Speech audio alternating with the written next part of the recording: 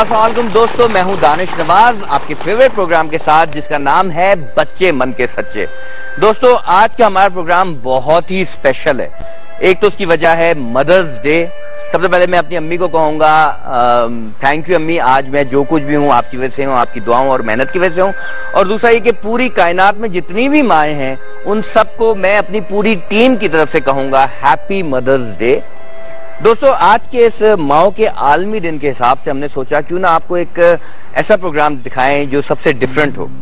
तो इसलिए हमने आज का प्रोग्राम डेडिकेट किया एक ऐसी माँ को जिनके बेटे ने तमाम माओं का जो पाकिस्तान में है उनका दिल जीत लिया है। एक हॉस्पिटल बना के जिसमें 70% से ज्यादा गरीब लोगों का इलाज बिल्कुल मुफ्त में होता है, शौकत खानम मेमोरियल हॉस्पिटल। जी हाँ दोस्तों, ये हॉस्पिटल उसी माँ के नाम पे कायम है जिनके बेटे ने ना सिर्फ अपनी अम्मी का बल्कि पूरे पाकिस्तान का नाम पूरी दुनिया में फख्र से बुलंद कर दिया। हमें भी इनके ऊपर बहुत फख्र है। हर माँ का ख्वाब है कि बेटा हो तो ऐसा।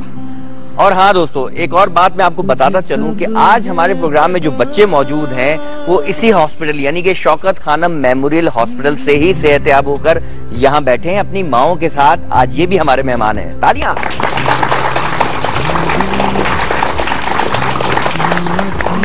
तो दोस्तों, अब बारी आ गई है हमारे स्पेशल गेस्ट को बुलाने की। आप लोग समझ तो गए होंगे कि कौन है वो, the one and only Imran Khan.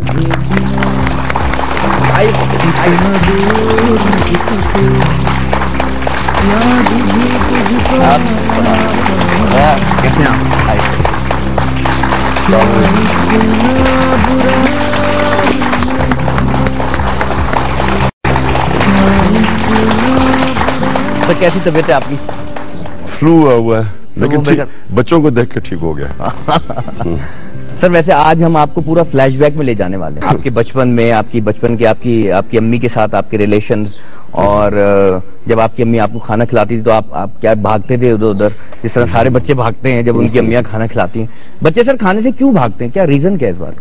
मेरे ख्याल में मैं भी अपने बच्चों, क्योंकि जब बच्चे आते हैं मैं भी जबरदस्ती करता हूँ उनको खाना खिलाने के लिए। मेरे ख्याल में जबरदस्ती नहीं करना चाहिए, या मुझे गुस्सा ये भी चढ़ता है कि वो उल्टे सीधे खाने खा लेते हैं और जो सही खाना है वो नहीं खाते।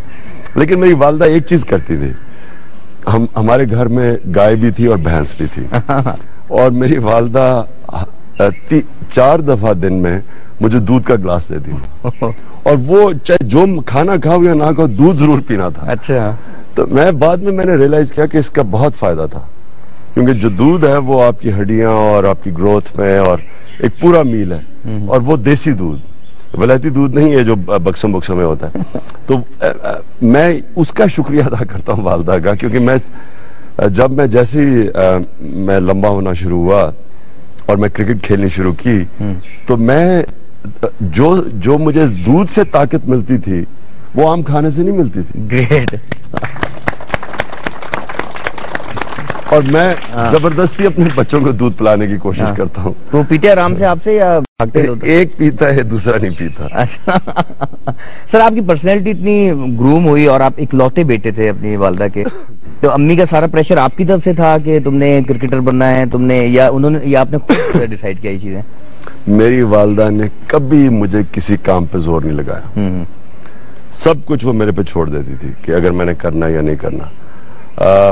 कन्विंस करती थी, दलील देती थी, लेकिन जबरदस्ती नहीं करती थी। कभी कभी मुझे ख्याल में, मैं सोचता हूँ मुझे मार कभी पड़ी शायद एक आध दफा मैं कोई 8-9 साल से जब छोटा था। लेकिन मार भी कभी नहीं पड़ी। यानी कि वालदा को ज्यादा तकलीफ होती थी जब उसने 1-2 दफा मारा। मुझे देखा उस बेचारी को ज्यादा तकलीफ होती थी मेरे से। इसी देखें, जो माँ बाप अपने बच्चों से प्यार करते हैं, प्यार ही बच्चों को डिसिप्लिन कर देता है। बिल्कुल सही। उनको मारने की भी जरूरत नहीं पड़ती। जब आप छोड़ दें बच्चों को, आप प्यार ना दें, फिर जबरदस्ती कहें ये करो, फिर वो बच्चे रिएक्ट करते हैं। अच्छा सर, आपने वालदा का जब आपका इंतकाल हुआ 1985 में, तो एक तो उनके बिछड़ते ही आपकी क्या कंडीशन हो गई थी, क्योंकि इतना एक अटैच्ड रिश्ता होगा आपका डेफिनेटली, और उसके बाद वर्ल्ड कप, और फिर जिंदगी आपकी क्या चेंज हुई उनके इंतकाल के बाद, और फिर हॉस्पिटल, ये सब? मेरी जिंदगी का पहला हादसा था और बहुत बड़ा था तब। अब तक मुझे कोई जिंदगी में कोई परेशानी नहीं थी। क्रिकेट था, कामयाब था और कामयाबी के पीक पे था। यस। लेकिन जब उनका इंतकाल हुआ तो जब इंसान के ऊपर एक बुरा वक्त आता है तो इंसान फिर अपने अंदर देखता है और सोचता है, अपने से सवाल पूछने शुरू कर देता है। और कई दफा जो तकलीफ होती है ये आपको अपने बारे में ज्यादा सिखाती है। अगर आपको जिंदगी में तकलीफ कभी मिली ना हो उसे कई दफा वो इंसानों को कई चीजें एक मैच्योरिटी लेवल आता ही नहीं। सही। तो तकलीफ एक टीचर होती है। अगर आप तकलीफ बर्दाश्त करें सब्र से और फिर अपने आप को अपने अंदर घुसे तो उसका बड़ा फायदा भी होता है। यस। तकलीफ सर, आपने पाकिस्तान के लिए बहुत बड़ा काम किया और भी कर रहे हैं, आगे भी करते रहेंगे। शौकत खानम मेमोरियल हॉस्पिटल एक बहुत बड़ा इदारा, और उस हॉस्पिटल में से आज ये बच्चे और माएँ यहाँ बैठी हैं, और ज्यादातर ये बच्चे, सारे नहीं, ज्यादातर बच्चे उसी हॉस्पिटल में से सेहतयाब होके आज यहाँ हमारे बीच बैठे हैं।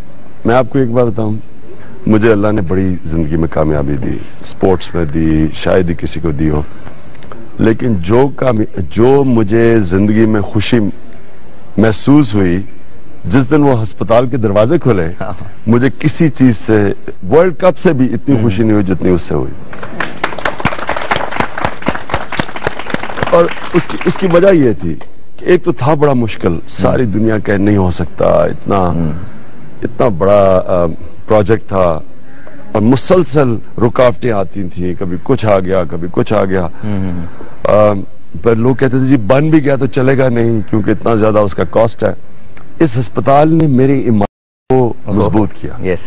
कि मैं एक नतीजे पे आ गया कि इतना मुश्किल था वो कि ये मैं नहीं कर रहा, ये ऊपर से अल्लाह मदद कर रहा है। क्योंकि गलतियां भी होती थी, वो अल्लाह ठीक कर देता था।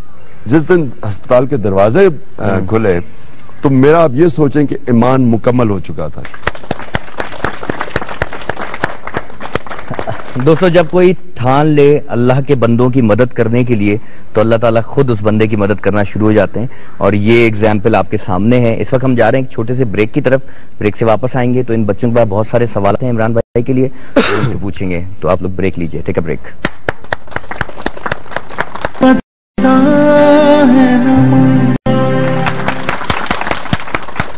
वेलकम बैक दोस्तों, मैं हूं दानिश नवाज आप लोगों के साथ, आप लोगों के अपने शो में जिसका नाम है, जी हाँ, सच्चे बच्चे बेचैनी से तड़प रहे हैं अपने आइडियल इमरान खान से बात करने के लिए। तो सर इजाजत है? बिल्कुल बिल्कुल जी। कौन पूछेगा सबसे पहले सवाल, मुझे बताएं।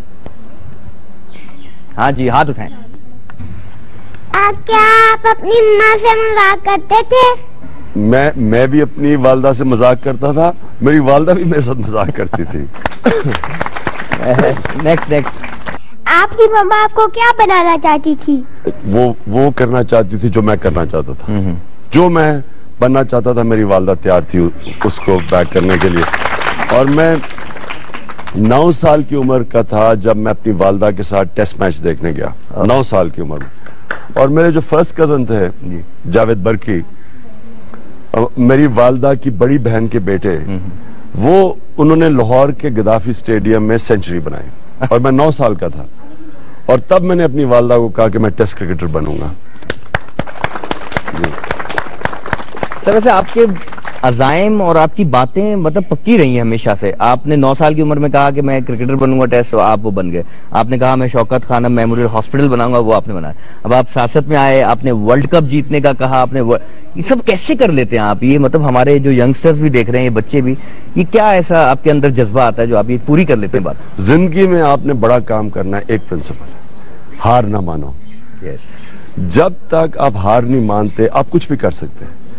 और हर जब आप जब अपनी मंजिल पे जा रहे होते हैं, हर ठोकर लगती है, आप गिरते हैं, लोग मजाक उड़ाते हैं, लोग बुरा भला कहते हैं, जो भी है, आप हार नहीं मानते। आप सीखते हैं कि हाँ मैंने क्या गलती हुई।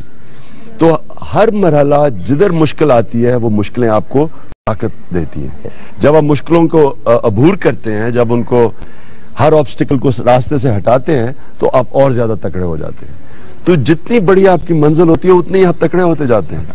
तो अल्लाह ने हमें बनाया ऐसा है कि हम असल में कुछ भी कर सकते हैं। हम खुद ही नहीं करते खौफ की वजह से कि अच्छा मैं लोग मजाक उड़ाएंगे, ये फेल। और मेरा बड़ा मजाक उड़ा है सारी जिंदगी। मुझे पहले क्रिकेट खेलता था, मेरा मजाक उड़ा। मैं जब 18 साल का था तो मैं जब इंग्लैंड पहला टूर पे गया तो सारी टीम मेरा मजाक उड़ाती थी कि जी इसको तो आता नहीं। एक ने अखबार में लिखा इमरान कांट, इमरान खान नहीं, इमरान कांट, कि खेल ही नहीं सकता ये। तो ये आपको रास्ते में रुकावटें और जो मुश्किलें आती हैं, ये जिस तरह इकबाल ने कहा आपको ऊंचा उड़ाने के लिए आती है। जब भी आप फैसला करें कि मैंने ये करना है, ये उसके बाद फैसला करें कि जो भी हो जाए मैंने इसको इस एम से पीछे नहीं हटना, फिर आप कर लेंगे। यस गुड़िया, आपका क्या नाम है? निशा। जी पूछें सवाल। अंकल आप अपनी मम्मा को तंग करते थे? कोशिश करता था ना करूं, लेकिन जाहिर है बेचारी अम्मी तंग तो आती होगी कब। तो माँ तंग तो होती है, लेकिन क्योंकि माँ से प्यार इतना था, मैं कोशिश करता था कि उसे तंग ना करूं। अंकल आप हमारी कंट्री के वज़ीर-ए-आज़म बनेंगे? इंशाल्लाह। और अगली इलेक्शन में और इस मुल्क के नौजवानों के जरिए और ख्वातीन के जरिए, इस मुल्क की माओं के जरिए, क्योंकि सबसे माँ को अल्लाह ने क्या सिफ़त दी है, औरत को क्या सिफ़त दी है? औरत जब बच्चा बड़ा हो रहा होता है तो वो बच्चा भी बोल नहीं सकता, औरत उसकी मैनरिज्म से पहचान जाती है कि बच्चा क्या चाहता है। ये अल्लाह ने आदमी को नहीं। अब मैं मेरी बीवी एकदम पहचान जाती थी वो बच्चा क्या कहता है, मुझे नहीं पता चलता था। तो ये अल्लाह ने औरत को सच पे पहुंचने का एक रेडार दिया हुआ है। तो यहाँ की औरतें सच पे पहुंच चुकी हैं और इंशाल्लाह नौजवान और उनके जरिए हम जीतेंगे।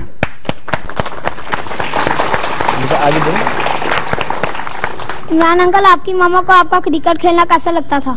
मेरी वालदा के जो वालिद थे वो गवर्नमेंट कॉलेज के लिए क्रिकेट खेलते थे। उनके जो भाई थे वो भी गवर्नमेंट कॉलेज और नेशनल लेवल पे क्रिकेट खेलते थे। उनकी दोनों बहनों के जो बेटे थे वो दोनों पाकिस्तान के टेस्ट कैप्टन रह चुके थे। तो जाहिर है मेरी वालदा को क्रिकेट का बहुत शौक था। और वो फिर मुझे याद है मैं जब गद्दाफी स्टेडियम में खेला करता था तो मेरी वालदा वहां ऊपर बैठी होती थी और मुझे नजर आ रही होती थी ग्राउंड में, मैं जब बैटिंग कर रहा होता था या, और वह ऊपर बैठ के बेचारी दुआएं कर रही होती थी। अंकल आप अपनी मामा के ज्यादा लाडले थे या अपने पापा के? अम्मा का बहुत लाडला था। सर ये आसिफ अली है और इनकी एक छोटी सी स्टोरी ये है कि ये जब पैदा हुए तो इनको कैंसर डायग्नोज हुआ। उसके बाद तो फिर वालिद साहब का और इनकी वालदा का आपस में लड़ाई हुई। उन्होंने कहा कि वालिद साहब ने इनके कि इसको छोड़ दो यहीं पर और हम बाकी बच्चों को लेके चलते हैं। लेकिन इनकी वालदा ने कहा कि नहीं, मैं अपने इस बच्चे को नहीं छोड़ूंगी। और इसी बुनियाद पे इनके वालिद और वालदा की सेपरेशन हो गई। फिर इनकी अम्मी ने खुद इसकी परवरिश की और फिर शौकत खानम में इनको एडमिशन करवाया और अब ये माशाल्लाह सेहतयाब यहाँ हैं। तो आप कुछ कहना चाहेंगे इनकी वालदा से?